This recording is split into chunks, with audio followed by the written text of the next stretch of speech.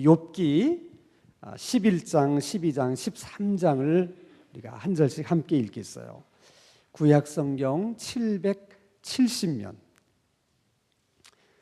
석장이지만 그게 장수가 많지 않으니까 다 읽을 수 있습니다.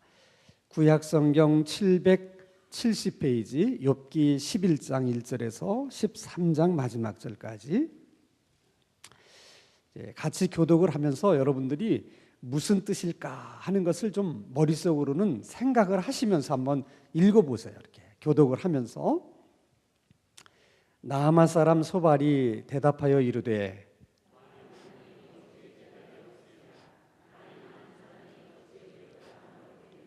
네 자랑하는 말이 어떻게 사람으로 잠잠하게 하겠으며 내가 비웃으면 어찌 너를 부끄럽게 할 사람이 없겠느냐.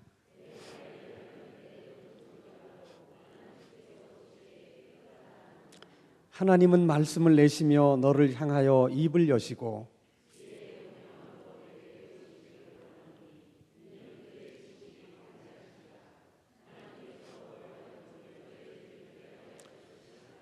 내가 하나님의 오묘함을 어찌 능히 측량하며 전능자를 어찌 능히 완전히 알겠느냐.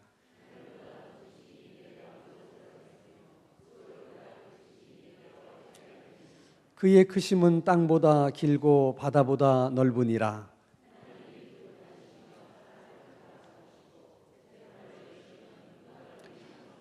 하나님은 허망한 사람을 아시나니 악한 일은 상관하지 않으시듯 하다가 다 보시느니라.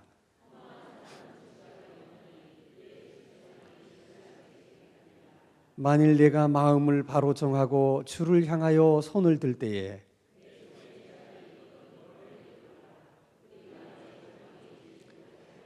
그리하면 내가 반드시 흠없는 얼굴을 들게 되고 굳게 서서 두려움이 없으리니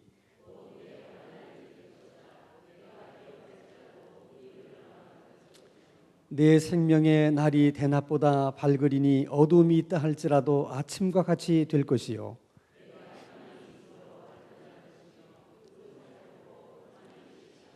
내가 누워도 두렵게 할 자가 없겠고 많은 사람이 내게 은혜를 구하리라.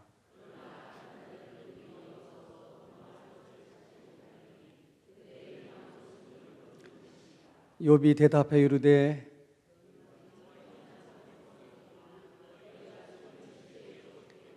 나도 너희같이 생각이 있어 너희만 못하지 아니하니 그 같은 일을 누가 알지 못하겠느냐.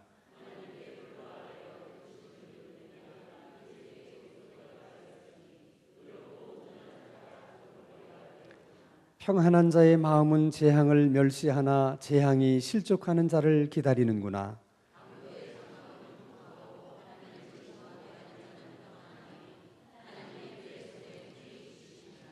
이제 모든 짐승에게 물어보라. 그것들이 내게 가르치리라. 공중의 새에게 물어보라. 그것들이 또한 내게 말하리라.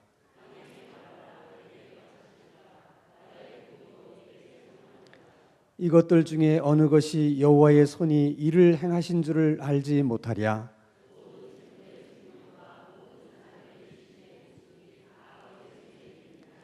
입의 음식의 맛을 구별함같이 귀가 말을 분간하지 아니하느냐. 지혜와 권능이 하나님께 있고 계략과 명철도 그에게 속하였나니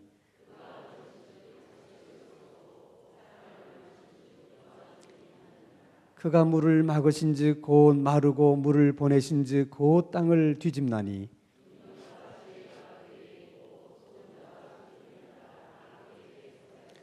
모사를 벌거벗겨 끌어가시며 재판장을 어리석은 자가 되게 하시며 제사장들을 벌거벗겨 끌어가시고 권력이 있는 자를 넘어뜨리시며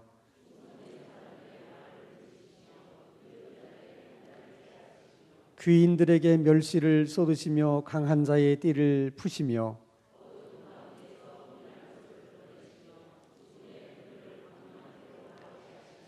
민족들을 커지게도 하시고 다시 멸하기도 하시며 민족들을 널리 펴지게도 하시고 다시 끌려가게도 하시며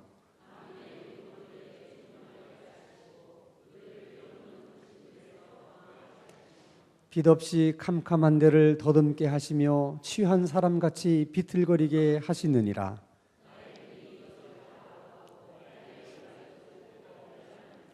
너희 아는 것을 나도 아노니 너희만 못하지 않으니라.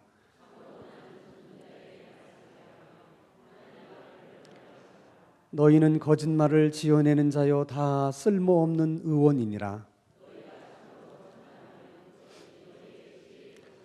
너희는 나의 변론을 들으며 내 입술의 변명을 들어보라.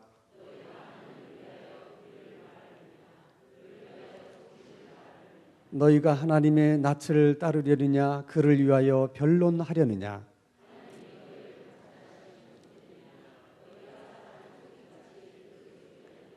만일 너희가 몰래 낯을 따를진대 그가 반드시 책망하시리니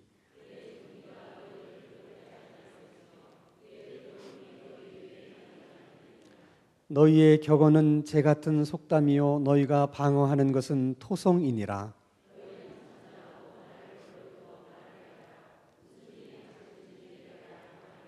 내가 어찌하여 내 살을 내 이로 물고 내 생명을 내 손에 두겠느냐.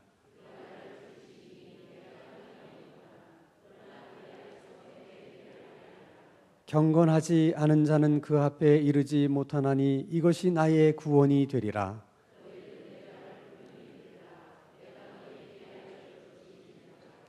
보라, 내가 내 사장을 진술하였거니와 내가 정의롭다 함을 얻을 줄 아노라.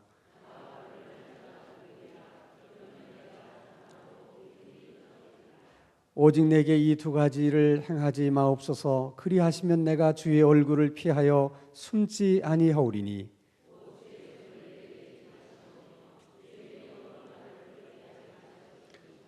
그리하시고 주는 나를 부르소서. 내가 대답하리이다. 혹 내가 말씀하게 하옵시고 주는 내게 대답하옵소서.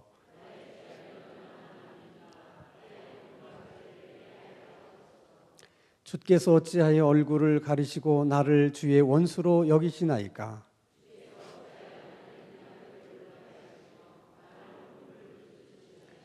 주께서 나를 대적하사 괴로운 일들을 기록하시며 내가 젊었을 때의 지은 죄를 내가 받게 하시오며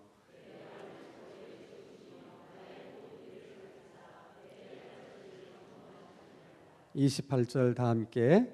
나는 썩은 물건의 낡아짐 같으며 좀 먹는 의복 같으니이다. 아멘. 자, 여러분, 저하고 여러분이 이렇게 말씀을 교독하면서 11장부터 13장까지 말씀을 쭉 읽었는데 얼마나 이해가 되셨어요?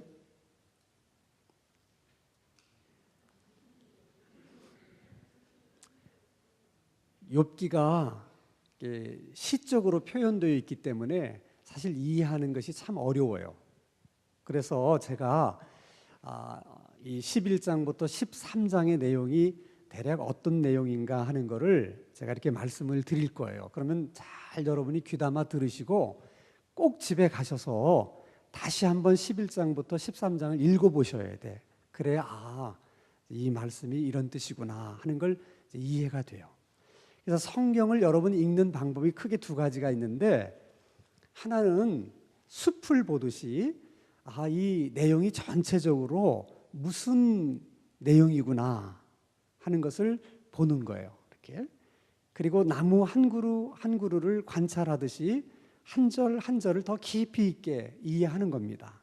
근데 전체의 윤곽을 모르면 그 나무 한 그루 한 그루가 이해가 안 돼요. 그래서 일단은 전체적인 윤곽을, 스토리가 어떻게 되는 거구나 하는 것을 이해를 하는 것이 중요합니다. 자, 욥이 하루아침에 10남매의 자식을 다 잃어버리고 그 많던 재산 다 날려버리고 게다가 몸에 몹쓸 병까지 걸려서 고생한다 하는 소문을 욥의 친구들이 듣게 됩니다. 그래서 3명의 친구가 욥을 찾아왔어요. 찾아온 목적이 뭐예요? 위로하기 위해서. 그렇죠? 그렇기 때문에 3명의 친구는 어떻게 되었든 그리고 어떤 방법으로든 욥을 위로해야 돼. 그리고 욥이 위로를 받아야 자기들이 욥을 찾아온 보람도 있는 것이고 찾아온 의미도 있는 거예요. 그래서 여러분, 사람이 무슨 일을 하든 항상 목적을 먼저 세우는 게 중요해. 이거 내가 왜 일을 해야 되나, 이 일을 해야 되나 하는 목적을 세우고, 일을 하면서 중간중간 내가 지금 일을 시작하기 전에 이런 목적으로 내가 일을 시작했는데 정말 이 목적대로 내가 지금 일을 하고 있는가 하는 것을 중간중간 점검해 볼 필요가 있어요. 일의 목적이라고 하는 것은 방향타와 같아요. 그래서 무슨 일이든지 방향만 정확하게 세워지면 시간이 좀 많이 걸리느냐 적게 걸리냐의 차이지, 방향만 정확하게 잡혀 있으면 언젠가는 그 목적지에 도달하게 돼요. 언젠가는 자기가 원했던 결과를 얻게 됩니다. 근데 방향이 잘못되면 아무리 열심히 해도 엉뚱한 곳을 가게 되는 거예요. 전혀 자기가 생각하지 않았던 엉뚱한 결과를 얻게 돼요. 그래서 이 목적이라는 게 그렇게 중요합니다. 분명히 욥의 친구들은 욥을 찾아올 때 목적을 가지고 왔어요. 욥을 위로하자. 근데 이게 중간에 그 목적을 잃어버려요. 왜 그들이 욥을 위로하러 왔는데 욥을 위로하지 못했을까? 욥하고 대화를 쭉 하다 보니까 욥이 이렇게 얘기하는 거예요. 사실 내가 이런 고난을 겪고 있지만 내가 왜 이런 고난을 겪어야 되는지 나도 잘 모르겠다. 내가 이런 고난을 겪을 만한 그런 잘못을 나는 한 적이 없다. 그러니까 이제 친구들이 거기에 빨끈한 거예요. 친구들의 생각 속에는 이게 다 욥이 뭔가 잘못한 게 있어서 지금 이런 일을 당한다고 생각하는데 욥은 모르겠다는 거거든. 그러니까 친구들이 그때부터 무슨 생각을 하냐면 욥이 뭘 잘못했는지를 우리가 어떻게 해줘야 돼? 찾아줘야 돼. 그래야지 이게 문제 해결을 할 수 있는 거야. 그러니까 그 다음부터는 위로하는 게 아니고 욥에게서 무슨 잘못이 있는가를 찾아내기 위해서 검사가 신문하듯이 계속 욥을 신문하는 거야. 책망도 했다가 정죄도 했다가 비난도 했다가. 그러니까 욥은 그러지 않아도 힘들어 죽겠는데 위로한답시고 찾아온 친구들이 위로는 안 하고 불난 집에 부채질만 계속 하고 있는 거야. 욥이 얼마나 힘들었겠어요. 응? 그러니까 이 목적이 달라지는 거죠. 목적이. 근데 이 친구가 3명인데 첫 번째 친구 이름이 뭐죠? 엘리바스. 따라서 합시다. 엘리바스. 엘리바스. 두 번째 친구는 빌닷. 따라서 합니다. 빌닷. 세 번째 친구는 소발. 뭐 그렇게 어렵지도 않은 이름이죠. 개발, 소발, 소발이죠. 소발. 근데 이 친구들이 욥을 대하는 패턴이 똑같아. 그들이 욥을 대할 때 그들이 가지고 있는 전제가 있어. 그 전제가 뭐냐면 하나님은 공의로우신 하나님이기 때문에 죄인은 심판하시고 의인은 복을 주신다 하는 전제를 가지고 시작을 하는 거예요. 그러면 지금 욥이 고난당하고 있는 것은 그런 전제에서 보면 이건 하나님께 심판받고 있는 거야. 그럼 왜 하나님께 심판을 받고 있는 거예요? 죄 때문에. 그러니까 그들은 이 문제를 어떻게 해결해야 되는지 다 본인들은 보관을 갖고 있어. 이것이 죄 때문에 생긴 일이라면 어떻게 해야 돼? 회개해야 돼. 회개하면 하나님이 다 용서해 주시고 다 잃어버렸던 것들을 다시 다 회복시켜 주실 것이다. 이걸 이미 답을 가지고 욥하고 대화를 하는 거예요. 그래서 엘리바스가 열심히 얘기했는데 욥은 답답해 죽겠는 거야. 자기는 분명히 자기가 생각할 때 이렇게 큰 고난을 겪을 만한 잘못을 한 적이 없어. 엘리바스가 아무리 얘기를 해도 욥이 시인을 안 해. 그러니까 이제 두 번째 친구 빌닷이 나서서 또 막 공략을 합니다. 그래도 또 욥이 시인을 하지 않아. 그러니까 세 번째 주자인 소발이 이제 11장에서 얘기하는 거야. 뭐라고 얘기하냐면, 잘못한 사람이 자기가 잘못했다고 인정하지 않고 계속 변명만 하고 있으니까 내가 정말 웬만하면 그냥 말하지 않고 내가 그냥 듣고만 있으려고 그랬는데 내가 더 이상 듣고 있을 수가 없다. 그래서 내가 하는 얘기인데, 어떻게 인간이 하나님 앞에서 깨끗하다 이렇게 주장할 수가 있느냐. 나는 이 시간이라도 하나님이 네가 무슨 죄를 졌는지 하나님이 일일이 다 그렇게 밝혀내시면 내 속이 다 시원하겠다. 내가 보기에는 그래도 하나님이 네가 지은 죄를 제대로 다 갚지 않으셨기 때문에 네가 그 모양이지, 만약에 네가 지은 죄값대로 다 하나님이 갚으셨다면 너는 지금보다도 더 비참해졌을 것이다. 엄청 위로되시죠? 그렇게 얘기하는 거야. 그게 욥이 위로가 돼요? 그래서 여러분, 사람이 무슨 말을 할 때 자기가 하고자 하는 말을 아주 분명하게, 아주 또렷하게 얘기하는 게 중요해요. 그러나 아무리 내가 하고 싶은 얘기를 아주 분명하게 또렷하게 얘기했다 하더라도 듣는 사람이 그 얘기를 어떻게 듣느냐가 이게 또 문제가 되는 거예요. 나는 분명히 A라고 말을 했는데 듣는 사람이 B라고 들으면 A라고 말한 의미가 있어요, 없어요? 없는 거야. 그러니까 말하는 사람, 나만 생각하면 안 된다는 거예요. 언제나. 이게 여러분 인간관계의 가장 기본적인 지혜예요. 절대 말하는 나만 생각하지 말라는 거예요. 내가 하는 말은 아주 분명해, 또렷해. 그래도 듣는 사람이 그걸 제대로 알아들을 수 없으면 다 소용없는 거야.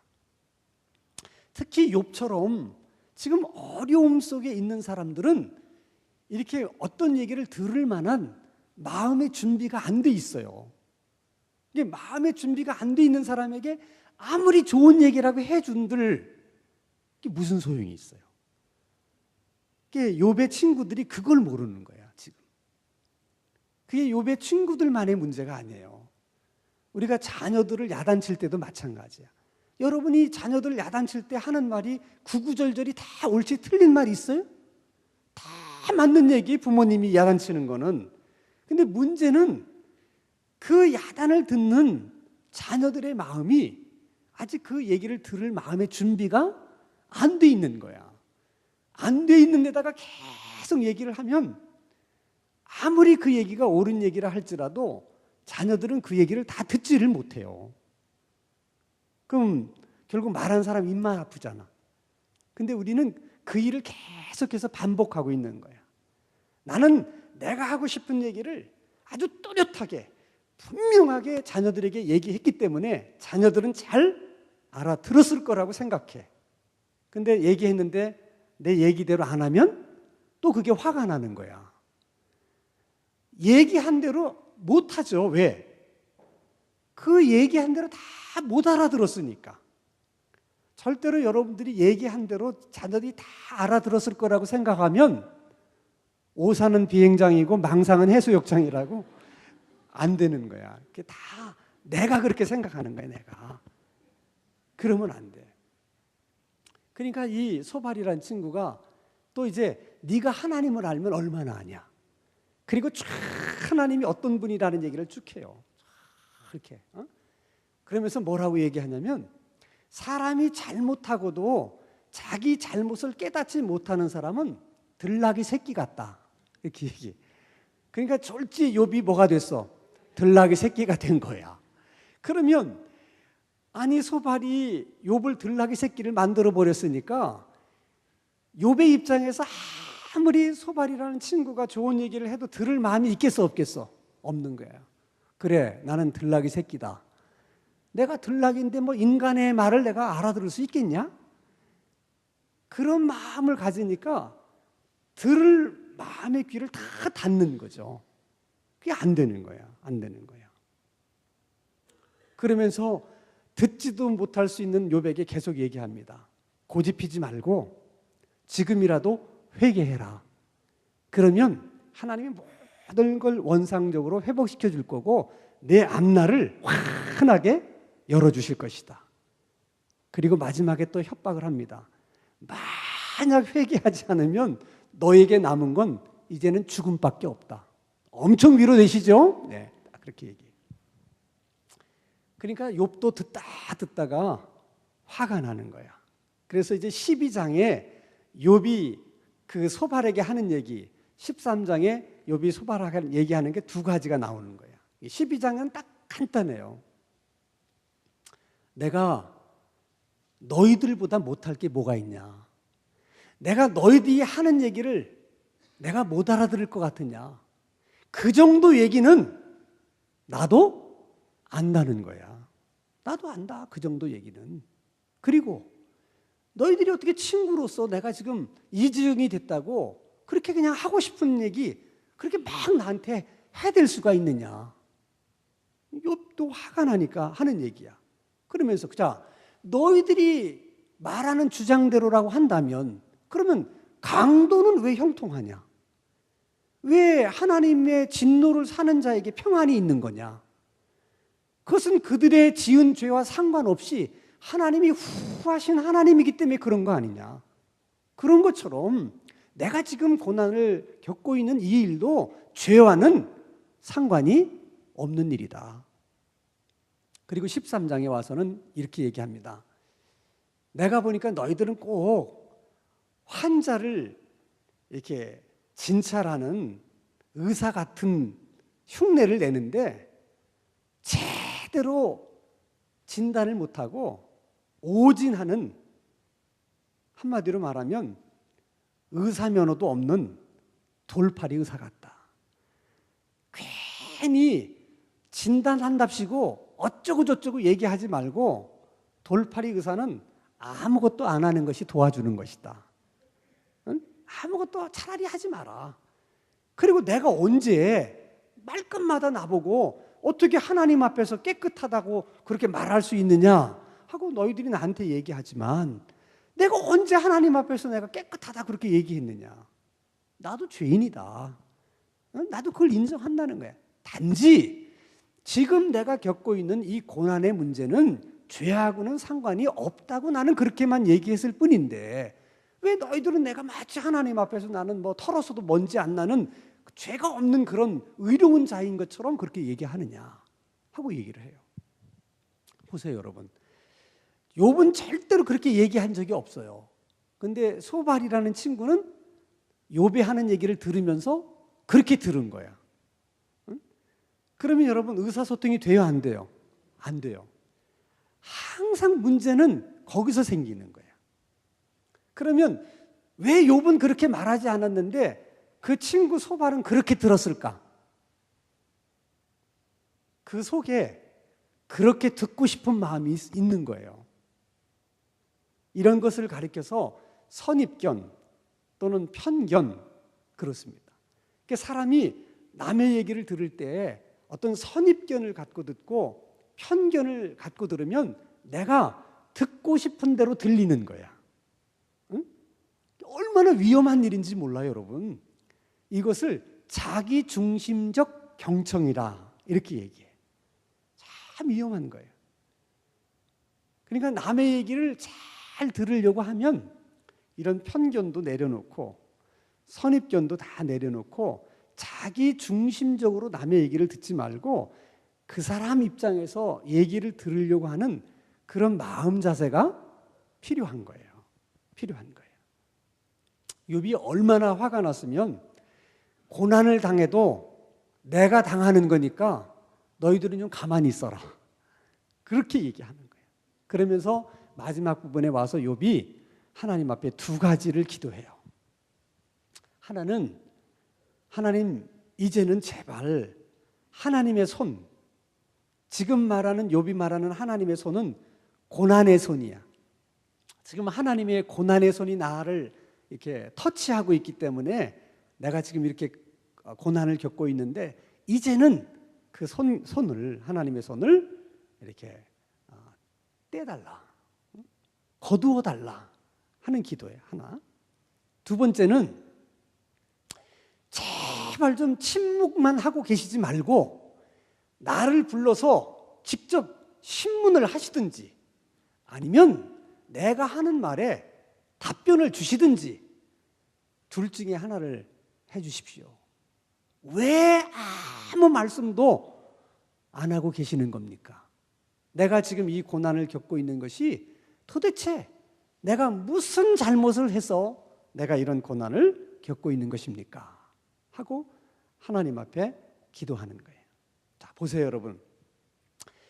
욥의 입장에서 생각해 보면 그런 기도를 할 수 있어요. 얼마나 힘들면 그렇게 기도를 하겠어요. 그러나 우리가 이제 욥기서를 통해서 배우게 되는 것은 우리가 아무리 고난 속에 있다 하더라도 그 하나님께서 이미 나에게 이제 손을 대신 거죠. 그게 지금 욥은 고난이라고 생각하는 거예요. 지금 하나님의 손이. 그렇지만 그 손을 거두어 달라고 기도하시면 안 돼. 이미 하나님께서 나에게 손을 대셨는데 그 손이 지금 나로 하여금 고난을 겪게 하는 손이라 할지라도 하나님이 일단 손을 대셨다는 것은 뭔가를 하시려고 손을 댄 거야. 그래서 이제 욥기 마지막 부분에 가보면 욥이 그때서 깨달아. 그래서 내가 이제 하나님께서 나를 정말 정금같이 만드셨다. 내가 이제는 하나님을 귀로만 듣더니 눈으로 보게 되었다. 그런 고백을 해요. 그러니까 하나님이 우리 가운데 이렇게 손을 대실 때 그게 때로는 굉장히 고통스러운 그런 일일 수 있어요. 근데 하나님이 그걸 통해서 나를 어떻게 하느냐? 하나님이 원하시는 형상으로 나를 빚으시는 과정이라는 거야, 그게. 그러니까 여러분 고통스럽지만 그렇다고 해서 하나님 손 좀 떼세요. 이러지 말고 그 와중에도 하나님 이왕 손 대신 거 하나님이 원하시는 대로 나를 빚어 주십시오. 그렇게 기도해야 되는 그렇게. 또 하나님 왜 아무 말씀도 안 하십니까? 그러지 말고 하나님이 침묵을 하실 때는 그럴 만한 이유가 있는 거야. 그때는 하나님 침묵 속에 계신 그 하나님, 그 하나님의 침묵 속에도 내가 하나님의 마음을 알 수 있는 지혜를 주시고 침묵 속에서 말씀하시는 하나님의 음성을 들을 수 있게 하여 주옵소서. 그렇게 기도를 해야 돼. 그걸 하나님이 욥기를 통해서 우리들에게 하고 싶으신 거예요. 그래서 오늘 본문 말씀에서 우리가 두 가지를 교훈을 얻게 되는데, 하나는 고난당한 자들을 우리가 어떻게 위로할 수 있는가 하는 것을 하나님 우리들에게 보여주시는 거예요.